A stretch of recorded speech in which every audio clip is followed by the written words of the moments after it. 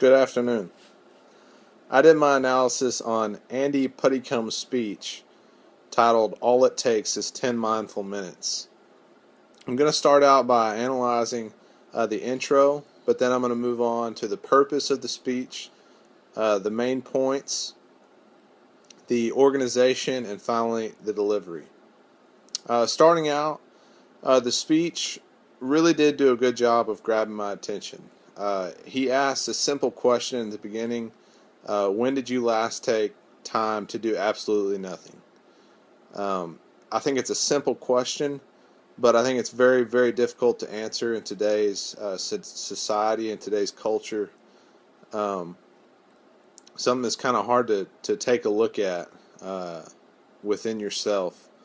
But moving on to the purpose and objective type part of the speech, he does a good job of explaining how important the mind is to our lives and to our bodies before he goes into the objective, the real purpose of the speech. I think this gives him a lot of credibility. He says all the detail to reiterate the importance of our mind and taking care of it. He also creates a lot more credibility as a speaker when he speaks of his early experiences with meditation, and he also does a good job of chronologically moving to an older, more mature part of his life where meditation as a monk actually helped him through stressful and hard times and resulted in him being able to see things more clearly in his life. And I think this personal experience with deep meditation as a monk really showed a lot of credibility for him. His main points, he really only had one main point because he's trying to persuade the audience to understand the importance of meditation and then show exact steps of how to do it. But his one point, he states about the present very clearly, and then backed it up with good solid evidence by including the Harvard study about being lost in thought 47% of the time. And he gives a good emotional appeal to the audience when he talks about us not being here on earth for very long and wasting time thinking about nothing. After that, he states and explains the importance of focusing on the present. He previews how you can start to think more clearly about the present through meditation.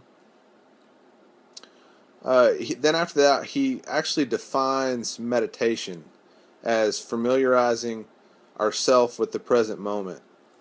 And I think because he said meditation so many times prior to this, prior to defining it, that him defining it really helped me to understand what his true meaning of meditation was and really kind of clarify where he was going with the speech through using that word and trying to explain the importance of the 10-minute deal.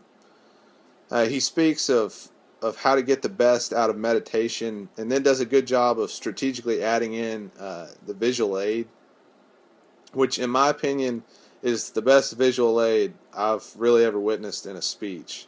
It's very clear, it comes across as very skilled, and I think it brings him a lot of respect and credibility and focuses the attention right on him.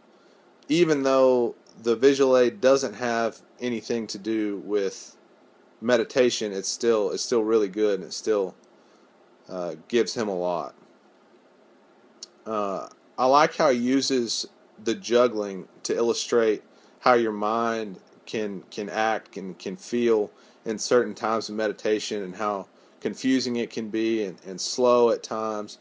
And then he clearly states what meditation can do for the clarity of your mind and how it can reveal all kinds of things to you. The speech lacks clarity, I think, until he brings visual aid into it.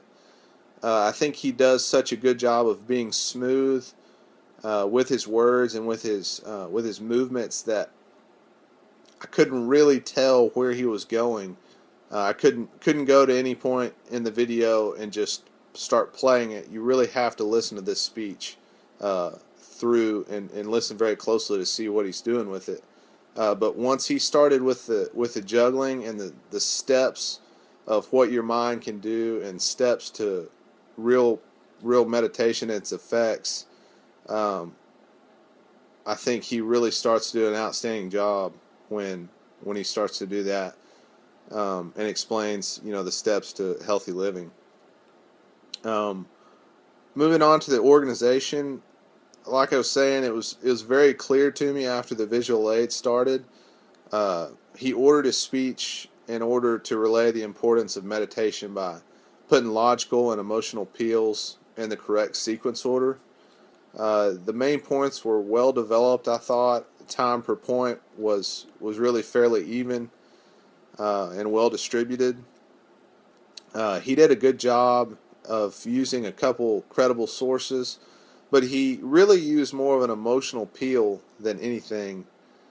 He used certain language, certain words to grab the attention and sort of persuade the audience to believe and buy into what he was talking about, and get them to believe that it was really important.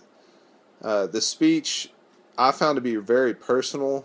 All the metaphors and the jargon and the acronyms that he used, I thought he used very successfully and very well.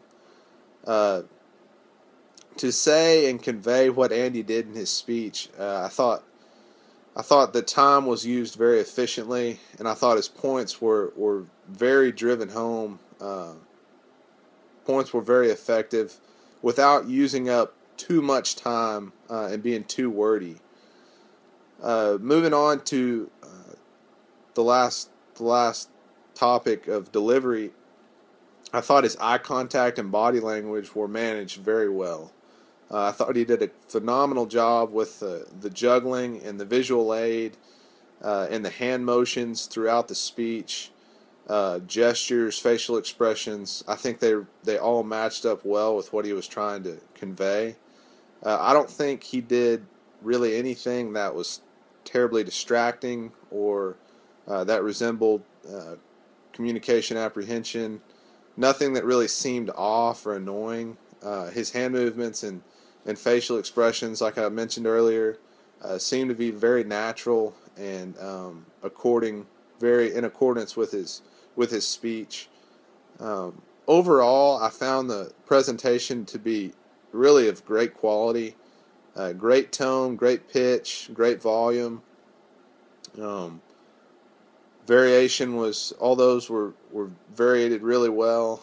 He didn't really appear to be relying on anything throughout the speech, which was very impressive.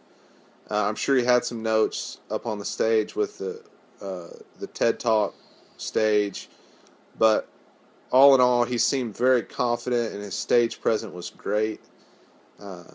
So for the speech and what he conveyed, I thought Andy did a great job. I thought it was a great speech. Thank you.